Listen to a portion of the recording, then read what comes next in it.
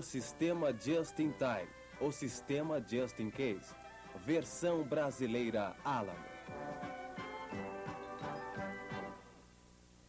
Tal como nós, o artesão pré-industrial se orgulhava de fabricar um produto de qualidade. Mas, ao contrário de nós, ele trabalhava sozinho, partindo da matéria-prima até chegar ao produto acabado. Como raramente ele tinha capital de giro para fazer estoques, habituou-se a fabricar seu produto bem a tempo para a entrega, o sistema Just in Time. A Revolução Industrial mudou tudo isso. As fábricas cresceram e os estoques nas diversas etapas de produção também aumentaram. Ao se tornarem comuns as interrupções na produção, os fabricantes sentiram-se obrigados a formar estoques de componentes e bens acabados. Esse costume pode ter surgido de uma necessidade, mas por fim tornou-se hábito. Confiando na prosperidade, as empresas passaram a depender mais da quantidade do que da eficiência, o sistema Just in Case. O acúmulo de grandes estoques tornou-se normal. Para os japoneses, a situação depois da guerra foi diferente. Toda a base industrial do país tinha de ser reconstruída. Entretanto, eles enfrentavam uma escassez crônica de materiais e capital. Essas condições tornavam difícil, se não impossível, o sistema Just in Case. Ao invés disso, criaram uma versão moderna do sistema, Just in Time, o mesmo utilizado no passado pelos artesãos do Ocidente. Os japoneses não só refinaram, como redefiniram as técnicas do sistema e assombraram o mundo com sua produtividade. E agora, os métodos Just in Time retornaram ao seu lugar de origem, pois empresas ocidentais os estão adotando em diversas indústrias. Vamos examinar nesse vídeo em que aspectos o sistema Just in Time difere do Just in Case. Primeiro, vamos observar o modelo de uma linha de montagem e comparar os dois sistemas em funcionamento. Nós temos aqui uma pasta lisa que vem de um fornecedor externo. O trabalho deste grupo consiste em transformar a pasta em um produto acabado, com etiquetas divisórias e embalagem. Para isso, os 5 empregados dessa linha de montagem cumprem tarefas bem definidas. A pessoa número 1 pega as capas em lotes de 12. Depois cola uma etiqueta na capa e a passa para a pessoa ao lado. Essa segunda pessoa carimba o título na etiqueta e passa a capa para um colega. O montador número 3 faz os furos com a cor e o tamanho certos e afixa um número correto no fichário. O montador 4 abre a ferragem da pasta e insere as divisórias.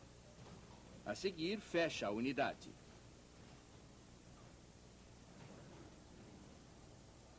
A última pessoa na linha embrulha as pastas e as coloca em caixas, prontas para serem expedidas ao cliente.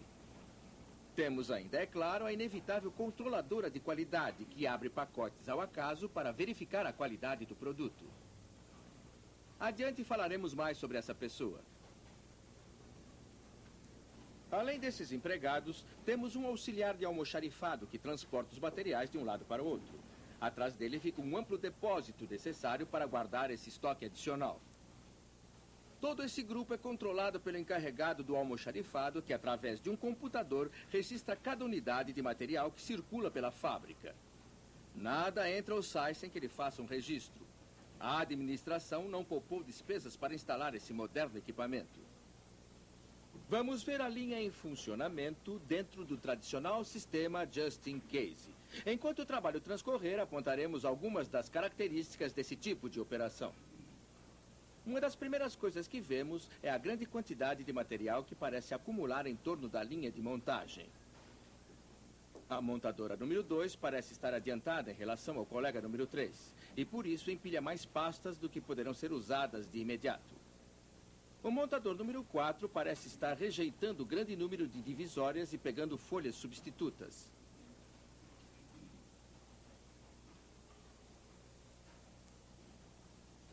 O auxiliar de almoxarifado parece ter de correr para remover componentes em excesso e está trazendo um novo lote de depósito. Todas essas viagens, é claro, têm de ser registradas no computador. Percebemos ainda que nossa controladora de qualidade está lançando um bocado de pastas prontas no recipiente de rejeitos. Agora vamos deter a ação e fazer uma pequena experiência. Para nós termos uma ideia do retardo total em todo o sistema, vamos observar o percurso de uma pasta desde o início até o fim da linha de montagem. Vamos acelerar a fita e disparar um cronômetro enquanto observamos o percurso de uma pasta vermelha na linha.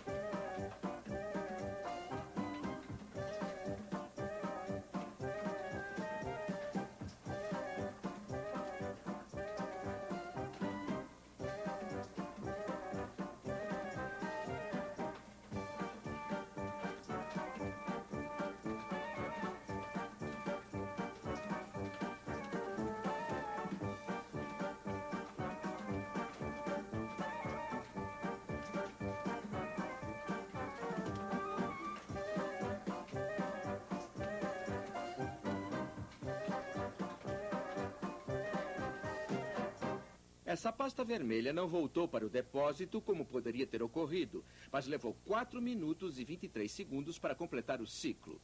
Lembre-se desse tempo quando examinarmos o sistema Just-in-Time mais adiante.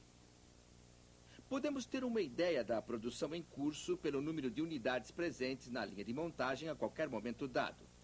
Bem, a ação se deteve. Vamos contar o número de unidades na linha. Existem 11 unidades no posto 1. Uma no posto 2. 20 no posto 3. 9 no posto 4. E 4 no posto 5. Isso perfaz um total de 45 pastas presentes na linha a qualquer momento dado. Podemos verificar também que a controladora de qualidade está encontrando muitos defeitos. As unidades defeituosas vão para o recipiente de consertos e contribuem, é claro, para o volume do estoque presente em toda a fábrica. Vamos ver como isso acontece. Se o furador começa a fazer divisórias com furos ligeiramente desalinhados, ele vai empilhar uma porção de divisórias ruins antes que alguém note isso. A pessoa a seu lado está sendo pressionada a meter as divisórias na pasta o mais depressa possível. Se o defeito do material for gritante, ela o joga na cesta de rejeitos e pega outro. Se o defeito não for muito grande, ela não o considera e monta a pasta assim mesmo. Não é aconselhável parar para verificar o motivo do defeito, pois sempre há um amplo suprimento, pois se por acaso, ou seja, não só a cesta de rejeitos vai se enchendo, como alguns artigos mal feitos vão passando pela linha.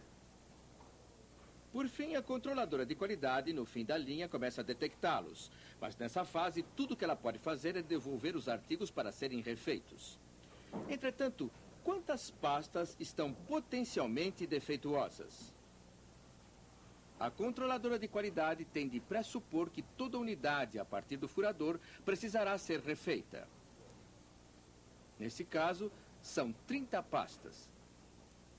Evidentemente, sempre há outra pessoa capaz de detectar um artigo defeituoso. O cliente. Em resumo, como funciona o sistema Just in Case? A duração do ciclo é de 4 minutos e 23 segundos. A produção em curso é de 45 unidades. O número de consertos em potencial é de 30 unidades. O espaço necessário para reparos e armazenamento é bastante grande. Nota-se pouca cooperação entre os empregados, pois todos são pressionados a manter a linha em andamento. Os defeitos na produção são ocultados pelos grandes estoques, o que resulta em sucata, desperdício e muitos consertos. Trata-se naturalmente de números hipotéticos em um modelo hipotético. Mas esses números são bem parecidos com os de muitas indústrias tradicionais que usam o sistema Just in Case. Passemos agora para o método alternativo, o sistema Just in Time. Vamos começar pondo somente uma pasta de cada vez no começo da linha.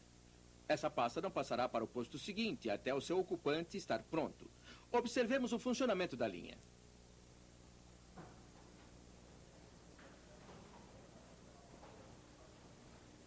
Uma das primeiras coisas que notamos é uma redução do volume de estoque ao longo da linha. Se detivermos a ação, vemos que só há 5 pastas sendo trabalhadas. Vamos verificar a duração de nosso ciclo inserindo uma pasta vermelha e acompanhando seu percurso.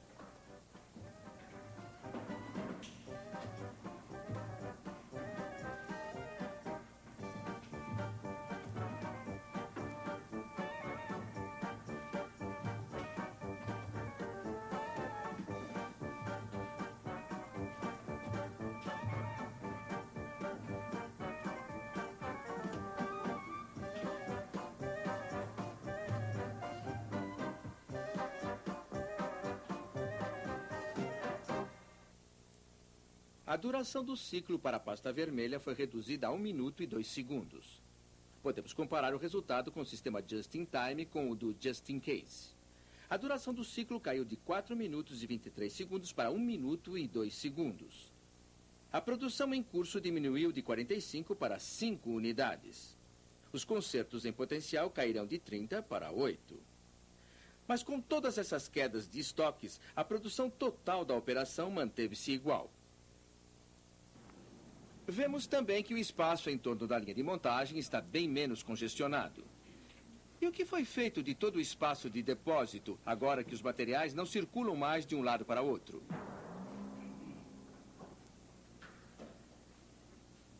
E o nosso amigo do computador, que cuidava de toda a burocracia? Os sistemas Just-in-Time eliminam dispendiosos métodos de manuseio e conferência de materiais. E a controladora de qualidade? Os sistemas Just-in-Time reduzem em muito a necessidade de inspeção final, já que ocorrem menos defeitos na linha de produção. Se os furos das divisórias se desalinham, as pessoas podem detectar o problema e resolvê-lo logo. Então, o que conseguimos ao adotar em nossa linha de montagem de pastas o sistema Just-in-Time ao invés do Just-in-Case? Aceleramos a conversão de matérias-primas em artigos acabados e reduzimos o volume de produção em curso. Com essas duas mudanças, diminuímos os custos de manutenção. Reduzimos grande parte do espaço e dos equipamentos antes usados para armazenamento e manuseio. O sistema Just-in-Time possibilitou resolver os problemas mais depressa, reduzindo o tempo ocioso. E passou a haver menos necessidade de burocracia e programação do fluxo da produção. Ao delegar aos empregados maior responsabilidade pela qualidade, o novo sistema aumentou a produtividade. E ao aumentar a qualidade ao longo de todo o processo, reduziu os custos de controle de qualidade, assim como os rejeitos e consertos. Por fim, pode-se esperar que o sistema aumente as respostas ao mercado e assim as vendas. Essas, portanto, são as vantagens do sistema Just-in-Time, ao menos em teoria. Mas será que ele funciona na prática? Para descobrir isso, fomos à Miller Electric Company, que adotou o sistema Just-in-Time para a fabricação de equipamentos portáteis de solda. Todas as linhas de montagem da Miller, menos uma, foram reorganizadas como células, unidades autossuficientes. E um dos resultados mais notáveis foi uma redução do tempo entre o pedido e a entrega dos equipamentos. Realmente reduzimos esse tempo de mais ou menos 4 semanas, do começo ao fim, até o equipamento pronto. Antes, a passagem por todas as operações levava 4 semanas e agora o ciclo se completa na célula em 13 minutos. As reduções de tempo de produção ocorridas na Miller se repetiram igualmente no estoque de componentes e na produção em curso. Começamos nosso balanço quando começamos a célula e tínhamos aí mais ou menos 4.800 unidades em processamento espalhadas por toda a fábrica, carretas e mais carretas. Tínhamos aqui armários cheios de modelos em áreas de montagem. Isso representa um bocado de aço e é claro que havia muita matéria-prima parada por aí. Agora nós processamos entre 250 e 300 unidades e é isso que temos em nosso estoque. Assim, o que acontece é que passa a existir muito mais ordem e mais controle. E os próprios vagonetes de material levam daqui as unidades completadas. Com isso, há uma economia de espaço e de transportes ainda maior. E eu acho que essa foi uma das economias mais importantes que aconteceram. Não só diminuímos nossa despesa com materiais, como ganhamos o espaço de armazenamento que antes era necessário. A economia de espaço resulta não só de menores estoques, como também da própria configuração da operação industrial. No sistema just-in-case tradicional, uma grande quantidade de material se acumulava em torno de cada unidade de equipamento. À medida que grandes estoques circulavam entre um departamento e outro, era necessário mais espaço para o manuseio desses estoques. Numa operação just-in-time típica, o equipamento é reunido de modo a evitar movimentar componentes pela fábrica. A redução dos estoques permite dispor as máquinas mais perto uma das outras, o que reduz ainda mais a necessidade de espaço. Juntar os equipamentos também permite aos empregados se comunicarem entre si, para que eles mesmos controlem melhor a operação. Bem, vocês podem imaginar o que aconteceria se tivéssemos 10 ou 20 dos carrinhos que viram naquela célula. Se eles estivessem dentro da fábrica, iam ocupar uma quantidade enorme de espaço. Agora, movimentamos material somente para a produção de uma semana. Assim, é claro que bastam uns poucos carrinhos. A ausência de estoques extras na fábrica significa que qualquer interrupção na linha tem de ser resolvida depressa. No sistema antigo, se surgia um problema, nem todo mundo se preocupava com ele em todos os níveis de organização como hoje, mas agora, se aparecer um problema com a máquina na linha de montagem, todo mundo se preocupa com ele, desde o montador a um supervisor, alguém da engenharia ou alguém de vendas, todos se preocupam. Gente de todas essas áreas da companhia, de cima a baixo, o problema passa a ser a preocupação de todos. Conversão mais rápida de materiais, menos produção em curso, redução de espaço e manuseio, solução mais rápida de problemas. Eis alguns benefícios obtidos pela Miller. Um aspecto básico da adaptação do Just-in-Time pela Miller é sua utilização do Kanban. Basicamente, o Kanban é apenas um sistema de cartões. Vou tentar descrevê-lo. Quando a pessoa que está utilizando as peças ou componentes começa a trabalhar, nós despachamos essas peças num contentor. No instante que ela começa a usar uma das peças desse contentor, retira esse cartão e devolve para mim. Ao receber esses cartões, começa a trabalhar com eles de cima para baixo, e as marcas amarelas e vermelhas na prateleira me informam que quando eu chego as marcas amarelas são mais ou menos um aviso, e eu tenho que começar a pensar enquanto registro essas coisas em meu programa para que não surjam problemas no que se refere à disponibilidade de peças. Para compreendermos melhor o sistema, vamos observar essa oficina de fresagem que fornece componentes a uma área de furação. Contentores padronizados com pequenas quantidades de componentes circulam de uma área para outra. Quando cada contentor está cheio, leva um Kanban.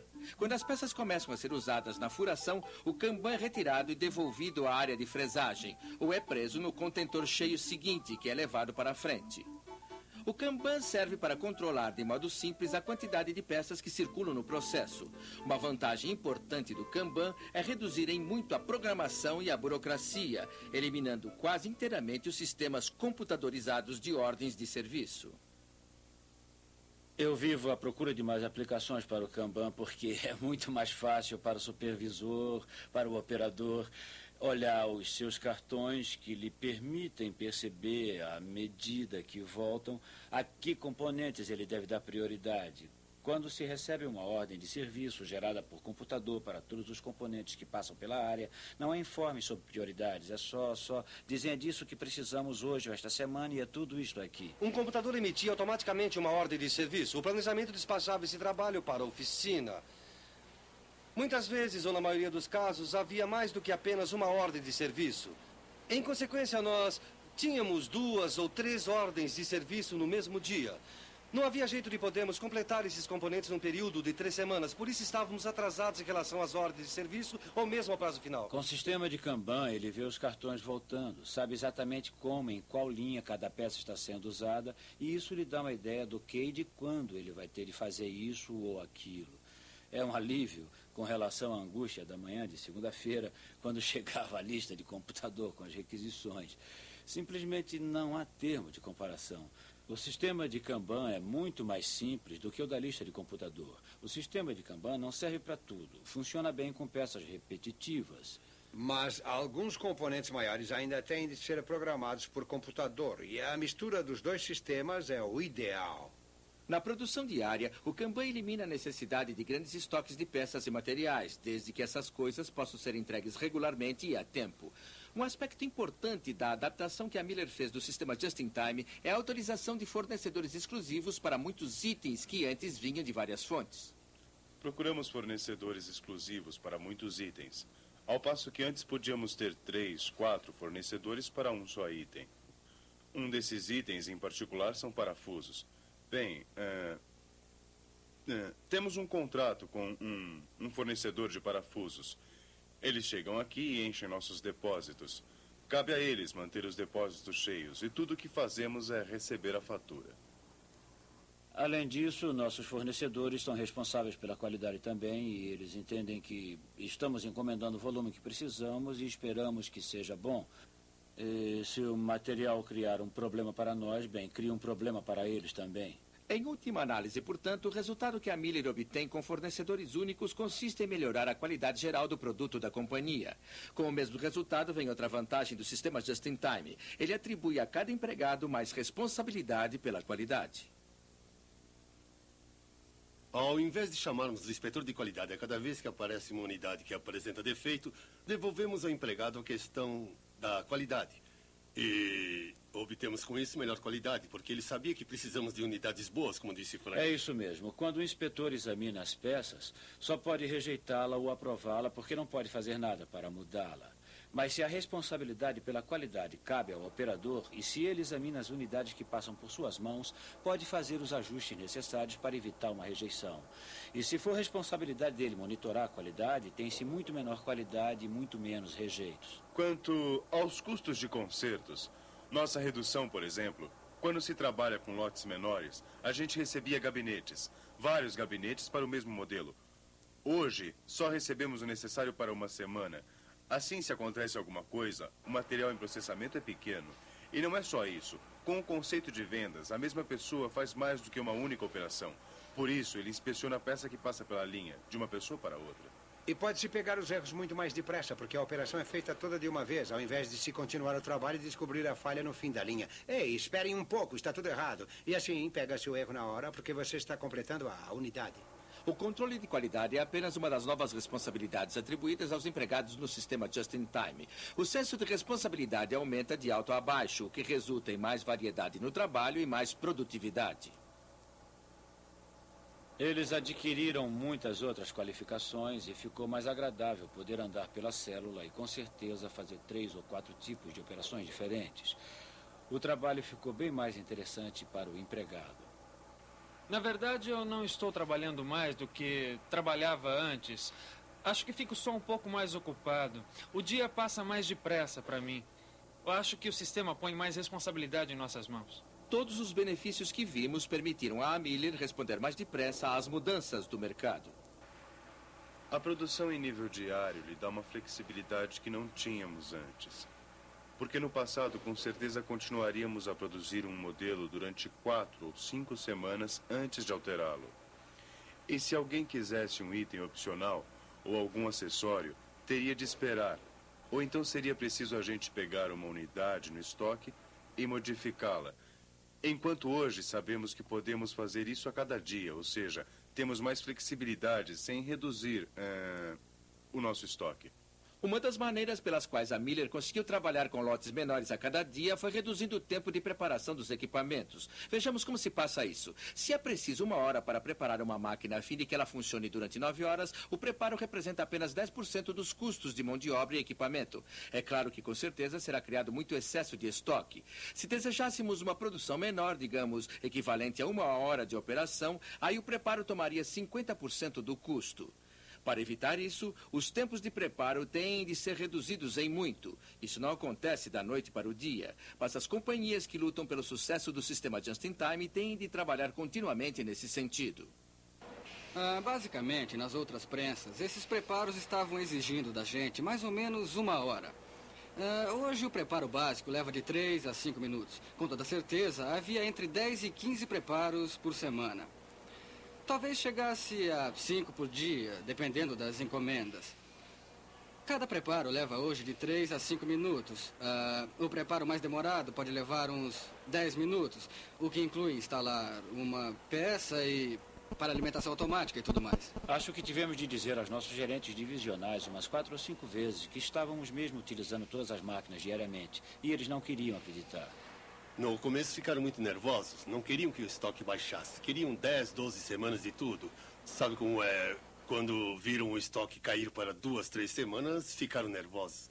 Depois descobriram que isso era mesmo melhor para eles. Quer dizer, perceberam que a gente estava fazendo realmente uma coisa boa para eles. Eu estive num dos depósitos em Dallas e o encarregado de lá estava preocupado porque não tínhamos máquinas. Ele me disse, não tem nenhuma máquina e tem que fazer entregas hoje. Eu respondi, quando é que chega o próximo caminhão? Ele disse, hoje, não sei a que horas.